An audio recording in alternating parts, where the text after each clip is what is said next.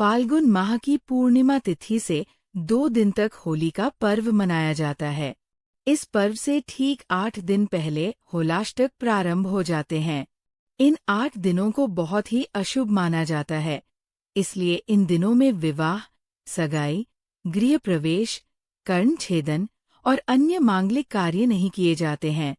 ऐसा कहा जाता है कि इन दिनों ग्रहों की स्थिति उग्र होती है, जिससे नकारात्मक ऊर्जा अत्यधिक प्रभावी रहती है। इस दिन का विशेष महत्व है क्योंकि मान्यता है कि भगवान विष्णु ने नृसिंह अवतार लेकर हिरण्यकश्यप का वध किया था और अपने भक्त प्रहलाद की रक्षा की थी। इसके अलावा भगवान श्री कृष्ण ने इसी दिन पूतना का वध किया था। अगले दिन गोपियों ने इसी खुशी में श्री कृष्ण के साथ रंगों से होली खेली थी। राधे राधे, आपका स्वागत है आपके अपने चैनल अनुभव ज्ञान गंगा में। आगे बढ़ने से पहले चैनल को सब्सक्राइब और वीडियो को लाइक करना मत भूलिएगा।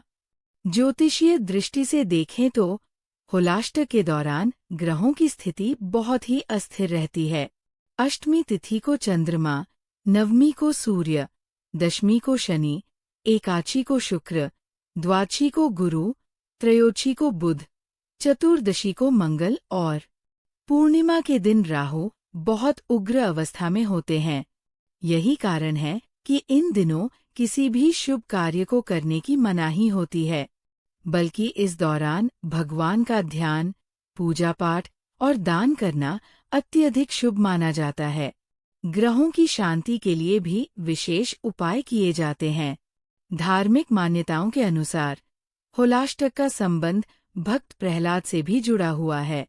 कहा जाता है कि इन 8 दिनों में हिरण्यकश्यप ने अपने पुत्र प्रहलाद को भयंकर यातनाएं दी थीं। इसी कारण से होलाष्टक को अत्यंत अशुभ माना जाता है। इस बार होलिका दहन के दिन एक महत्वपूर्ण ज्योतिषीय घटना भी घटित होने जा रही है। फाल्गुन पूर्णिमा के दिन इस वर्ष पहला पूर्ण चंद्र ग्रहण भी पड़ रहा है। हालांकि ये ग्रहण भारत में दिखाई नहीं देगा, इसलिए भारतीय ज्योतिष में इसका कोई विशेष प्रभाव नहीं माना जाएगा और न ही सूतक काल मान्य होगा।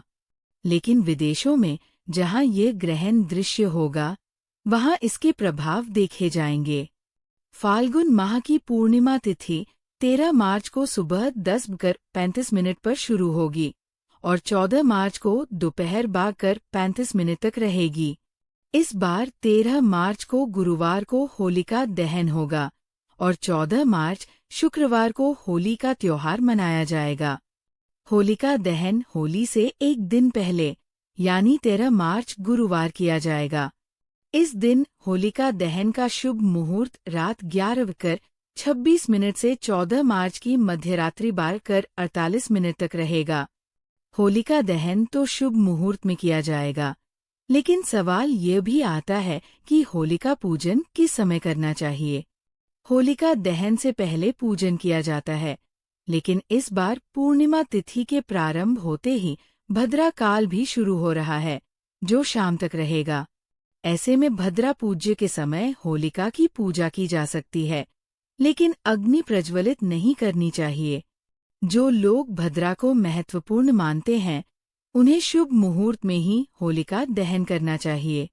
होलिका पूजन के दौरान गुजिया, मिठाई, धूप, दीप, जल आदि अर्पित किए जाते हैं।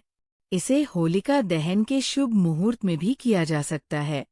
होलिका दहन के लिए लकड़ी, उपले और पूजन सामग्री तैयार करें। शुभ मुहूर्त में होलिका की परिक्रमा करें और जल, रोली, चावल और फूल अर्पित करें। अग्नि प्रज्वलित करके नारियल और गेहूं की बालियां अर्पित करें। होलिका दहन के बाद उसकी राख को घर में सुख समृद्धि के लिए उपयोग में लाएं। होलिका दहन की कथा। हिंदू पुराणों के अनुसार हिरण्यकश्यप नाम का एक राजा था। उसने कठोर तपस्या करके ब्रह्मा जी को प्रसन्न कर लिया था। उनसे बहुत से वरदान प्राप्त करके वो ताकतवर बन गया था। हिरण्यकश्यप का एक बेटा था, जिसका नाम था प्रहलाद। जो भगवान विष्णु का बहुत बड़ा भक्त था। ये बात उसके पिता हिरण्यकश्यप को अच्छी नहीं लगती थी। हिरण्यकश्यप चाहता था कि प्रहलाद उसकी पूजा करे, लेकिन प्रहलाद ने ऐसा करने से इनकार कर दिया था। इसके बाद हिरण्यकश्यप ने क्रोध में अपने बेटे को मार देने की योजना बनाई। इसके लिए उसने अपनी बहन होलिका को आदेश दिया। दरअसल होलिका को ये वरदान प्राप्त था कि अग्नि उसे नहीं जलाएगी। इसलिए हिरण्यकश्यप ने होलिका को आदेश दिया कि वो प्रहलाद को लेकर अग्नि पर बैठ जाए, जिससे कि प्रहलाद की अग्नि में जलकर मौत हो जाए। हिरण्यकश्यप की बात मानकर होलिका प्रहलाद को लेकर अग्नि पर बैठ गई। भगवान विष्णु के भक्त प्रहलाद को कुछ नहीं हुआ, बल्कि होलिका को अग्नि ने जला दिया। इसके बाद भगवान ने नरसिंह अवतार लेकर हिरण्यकश्यप का वध किया। ये सब फाल्गुन महीने की पूर्णिमा तिथि को हुआ था। इसलिए इस दिन होलिका दहन किया जाता है। वीडियो पसंद आए तो चैनल को सब्सक्राइब कर लें, लाइक और शेयर करें और कमेंट में राधे राधे लिखना मत भूलिएगा। हरे कृष्णा।